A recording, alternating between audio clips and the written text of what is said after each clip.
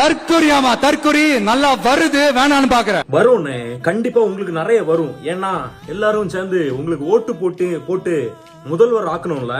சின்ன வயசுல இருந்தே உங்க படங்களை எல்லாம் பார்த்து உங்களுக்கு ஃபேன் ஆகி நம்ம அண்ணன் வரட்டுடா மாற்றம் வருண்டா அப்படின்னு சொல்லி ஓட்டு போட்டோம்ல. உங்களுக்கு வரும்னு வர வேண்டிய இடத்துல எல்லாம் வராது. அதாவது குழந்தைய ரேப் பண்ணி கொன்னானுங்க, அப்போ அண்ணனுக்கு வாயிலண்டு எதுவுமே வரல. சட்டமன்றத்துல எதிர்கட்சிகள் கேவலமா வச்சு செய்யும் போது எதுவுமே வரல.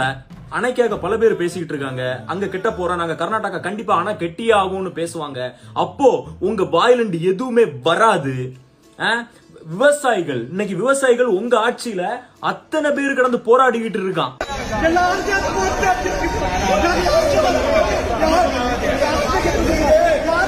இத நம்ம கேட்க வந்தா டிஎம்கேயோட சதி, எதிர்கட்சியோட சதி. அப்போ உங்க வாயிலண்டு எதுவுமே வராது.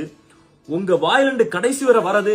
என்ன நண்பா, நண்பீஸ், தோழா, தோழிஸ், டிஎம்கே தீய சக்தி, ஏடிஎம்கே தீய சக்தி மற்றும் சிலர் இன்னைக்கு வரைக்கும் பிரச்சார மூட்ல இருக்கீங்கன்னே.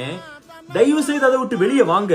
இன்னைக்கு நீங்க சிஎம் அண்ணே, எல்லாரும் நம்பி உங்களுக்கு ஓட்டு போட்டோன்னு ஒரு மக்களோட பிரச்சனையை கேட்கும் போது உங்களுக்கு ஒரு இடத்துல கூட ஒழுங்கா பதில் சொல்ல முடியல. இன்னைக்கு எத்தனையோ பிரஸ், எத்தனையோ இடத்துல எவ்வளவு இன்சிடென்ட் நடக்குது. கொலை ரேப்பு என்னென்னமோ நடக்குது. கரப்ஷன் எல்லா சம்பவம் நடக்குது. எல்லாத்தையும் நீங்க நடக்காது, இந்த டிஎம்கேல எல்லாம் நடந்து நான் வந்தா, உங்கள் விஜி வந்தா எதுவுமே நடக்காதுன்னு சொன்னீங்களே சாரு. இதெல்லாம் நாங்க கேள்வி கேட்டா நாங்க எல்லாம் 200 ரூபா வாங்கிட்டு பேசியமா? நான் 200 ரூபா வாங்கிட்டு பேசல, ஓட்டு போட்டோம்ல, ஓட்டு போட்ட உரிமைக்காக பேசியம்ல. இன்னைக்கு என்ன எடுத்தாலும் ஏன் விஜய் சொல்லுதியான்னு கேக்குதியோ. இங்க கீழே இருக்க பல எம்எல்ஏக்கு ஓட்டு போட்டு செலக்ட் பண்ண வச்சோமே, யாருக்காக? ஒரே ஒருத்தனுக்காக, தலைவன் விஜய்க்காக, ஒரே ஒருத்தருக்காக.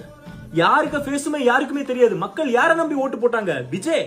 ஒரே பேர் விஜய்.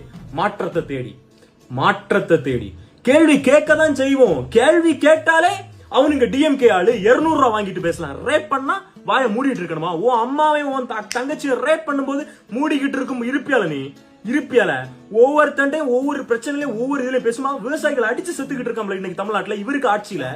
அது கேள்வி கேட்க வந்தா வருது. வர வேண்டிய இடத்துல வரட்டுனே. ஃபர்ஸ்ட் சட்டமன்றத்துல ஒரு நாள் பேசுங்க நல்லா ஸ்டெடியா, ஸ்கிரிப்ட் இல்லாம.